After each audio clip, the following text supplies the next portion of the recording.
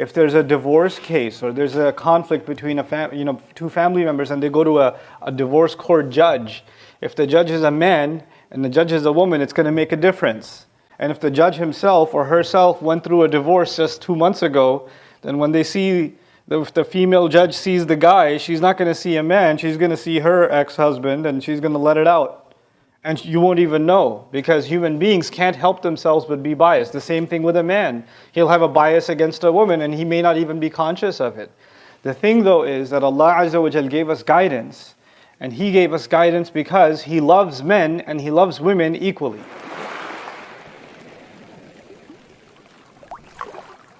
Everybody is going to look at things from their own point of view.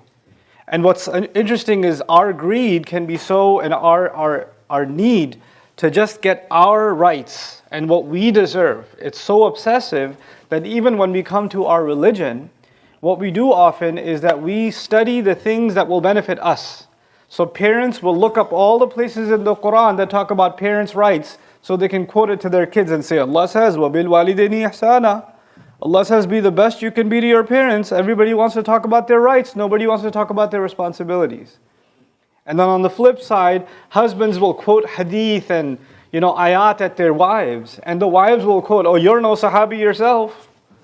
And then they'll quote stuff at their husband. So everybody wants to take a part of Islam they can use as a weapon to slap somebody else with, instead of taking responsibility themselves. The thing is, when we say وَكَلِمَةُ اللَّهِ هِيَ الْعُلْيَا, that the word of Allah is in the supreme place, it's in the highest place, then I have to put my needs and my wants and my bias and my feelings on the side and put Allah's word above that. And if I'm not able to do that, then I don't understand the place of Allah's word, because my own bias and my own feelings are actually superior to Allah's own words. So today it's a difficult subject, and I know by the time I end this khutbah, some people will be very upset, and that's okay, because I'm not saying that what the values that I'm trying to share with you today, I live up to, or I'm an example of them. We're all struggling to try to live up to the word of Allah. I pray that the intention of this khutbah is accepted for the good that it's meant for, and that is that you and I learn to look at ourselves, not somebody else. And in the beginning of this ayah, Allah opens His statement by saying, "Ar-rijalu qawwamuna 'ala an-nisa." Men are caretakers over women. Men are caretakers over women. The word qawwam means they are a source of stability for women. That's one of its first meanings. That men provide stability for women. Men are a way by which they are protected. Men protected not just physically or financially, but also emotionally protected. So they're a place of security for them. Men are charged with the responsibility to protect and care for women. Actually, one of the other names of Allah derived from this word is Allahu la ilaha illa huwal hayyul qayyum. Qayyum. And Allah describes Himself in the Quran as qa'iman bil qist. Qa'iman bil qist, which is from the same origin. So Allah has used a word for men that is actually, it has some of the attributes that Allah uses for Himself. So we have to understand what that means. When Allah calls Himself Al-Qayyum, He's saying He's the one who plans things out and lays out an entire sequence of events for His creation, and to ensure that they're growing and to ensure that they're provided for. Meaning, when men become qawwam, they're doing their very best to have an actual plan for the women in their wing, in their households. Another place in the Quran, Allah describes married men as muhsinin, with a sad, not with a sin, with a sad, muhsinin. That's actually same surah. And that actually means to bring women inside of a fort. Meaning, a fort is a symbol of protection, isn't it? And so once you get married, she's entered your fort. She's protected from all sides. And a fort is self-sustained. The food is provided for, protection is provided for, shelter is provided for, everything's taken care of. And that's the idea of a muhsin. Allah then says, بِمَا فَضَّلَ اللَّهُ بَعْضَهُمْ عَلَى بَعْضٍ. And this responsibility of being in charge of the care and the needs and the protection for women, this responsibility comes on account of the fact that Allah decided that some will have preference over others. Now this is important language. That means in some things men have a preference. Allah has given them an advantage over women. And in other things, Allah has given women an advantage over men. And so Allah then opens it even further and then talks to the men and says, وَبِمَا أَنفَقُوا مِنْ أَمْوَالِهِمْ. And that's because of what they have to spend from their monies. Now herein lies the key. Allah in the Quran did not talk exhaustively about marriage. Like He didn't describe all the things that make a marriage work. There are very few places in the Quran where Allah gives us some insights. And basically it's like instead of describing the entire building, He mentioned a few pillars. If those pillars are not there, the building's going to collapse. Right? And one of those pillars is that the money responsibility is the man's responsibility. He better go find a job. He better go get some work. He better go and provide, because that is actually what Allah has made him responsible for. The word qawwam in the beginning is now being explained by the fact that men are financially responsible for the groceries, for the car, for the fuel, for the electricity bill, for the school, school supplies for the kids, everything. Everything. And that starts from the very beginning. When you get married, you take the responsibility of paying a mahr, a dowry. Right? And some people, they love to have a high number for the dowry for their daughter. And then people are married for 20 years and the guy hasn't paid his dowry. That's ridiculous. Because this is a condition of making a marriage valid. You can't put that off. You can't just keep kicking the can down the road. And a husband isn't even allowed to say to his wife, hey, by the way, can you give me a discount? I have a hard life. Look at all the things I'm doing. Can you just go? If you agreed to it, then you signed on. If you didn't want to agree to it, then you should have never signed that document. You're actually not even allowed to hint that you have trouble paying your mahr. Men aren't even allowed to hint at that.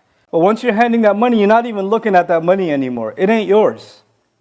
That's part of being a man, according to the Quran. It's part of being rijal qawamun ala nisa. And there are many men around the world whose wives are being told to go get a job and work while they're sitting at home. Muslim men. And they're saying you have to obey your husband. What kind of what religion is that? Allah Azza wa Jal made men responsible financially. And they can't even say, you have to go and we're having a hard time, you need to earn this or that. Look, if there's a desperate situation and a wife decides to go get a job and support financially or do on her own, that's a voluntary thing she's doing that she cannot be told to do. And if she does that, if she does get a job, if she does have a business, if her father left behind some stores or some property in her name, and you're like, hey, can we get some of that too? Because I'm your family. No, that's her money. You can't touch it.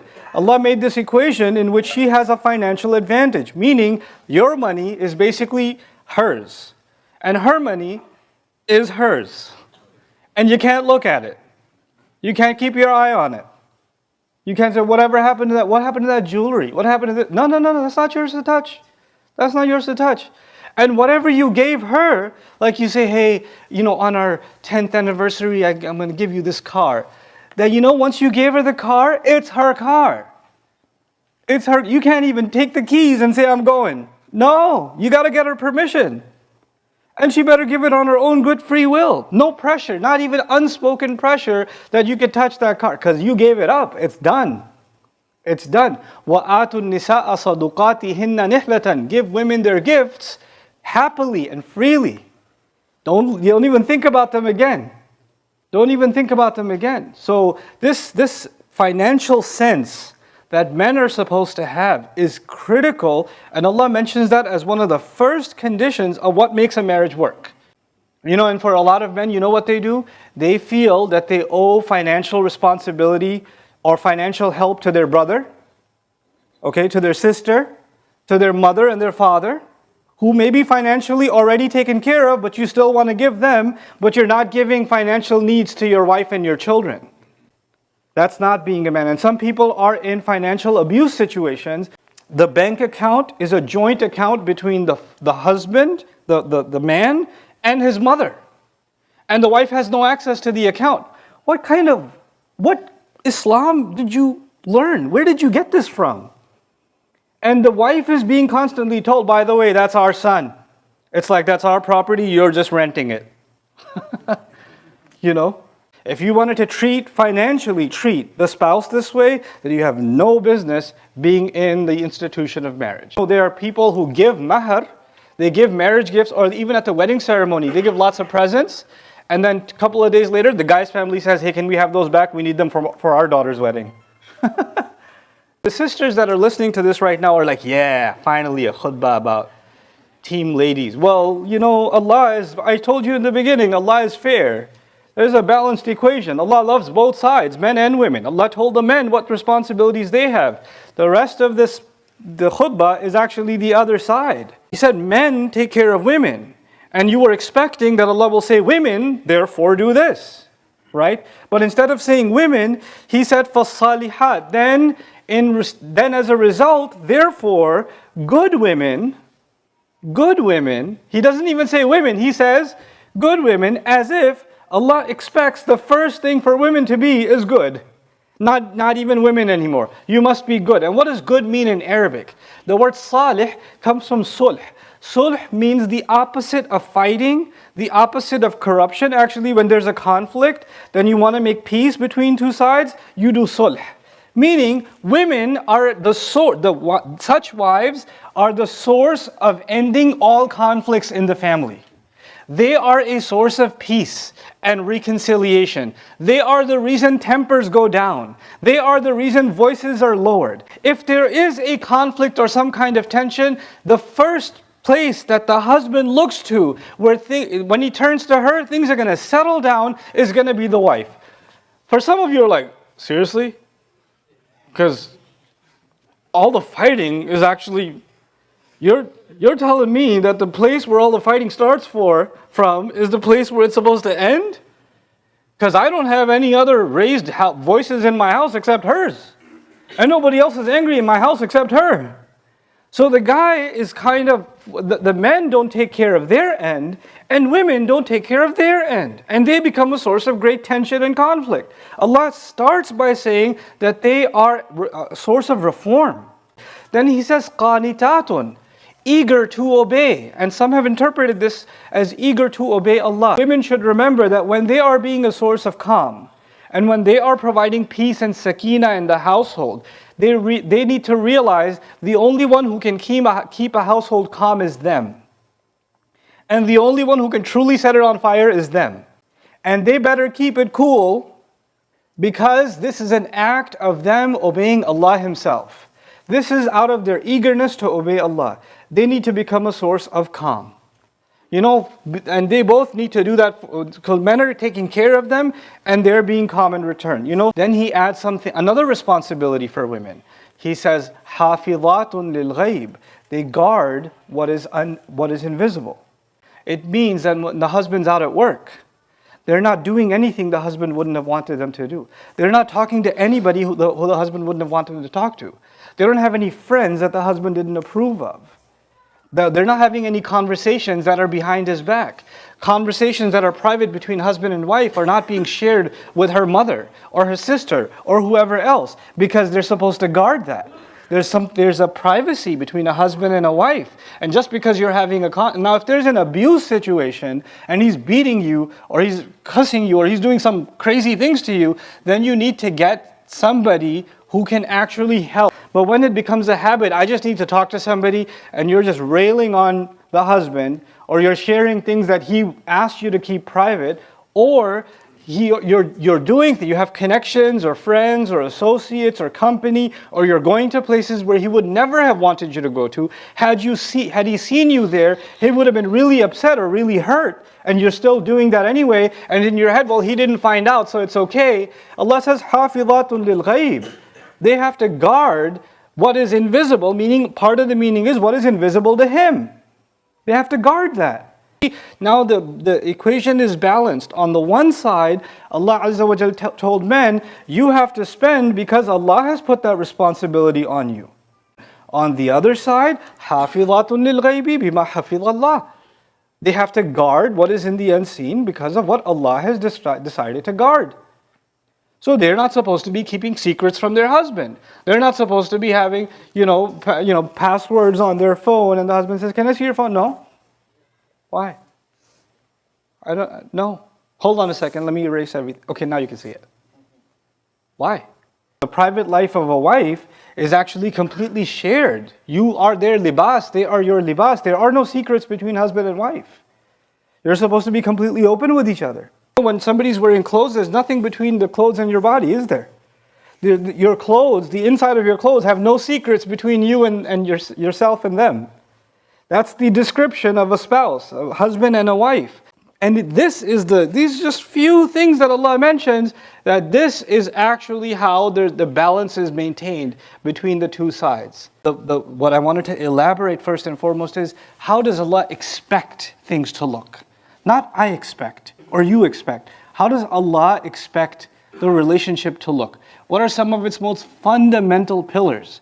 That if they are not there, then they should be the first priority before anything else. Before we fix, marriage can have 100 problems. A family can have 100 problems. If these few things that I've mentioned are still a problem, then everything else is secondary. This is the primary. This is the real issue. I genuinely pray that those of you that are married, husbands and wives, are able to really look at themselves and recognize whether or not they're fulfilling their responsibilities as Allah wants them to.